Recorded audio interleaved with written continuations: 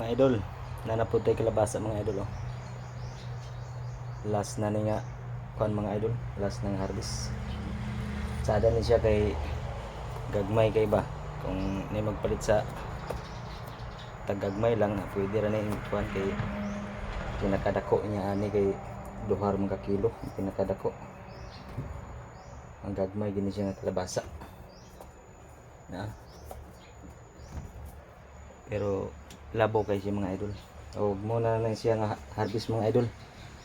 Wa na diha mawiron ta na dayon tong punuan sa kalabasa kay para mahawa na po siya.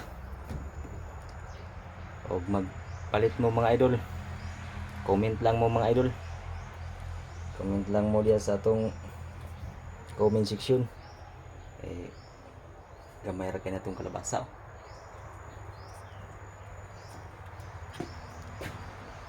Okay mga idol, thank you for watching. God bless you all. Ponal ra.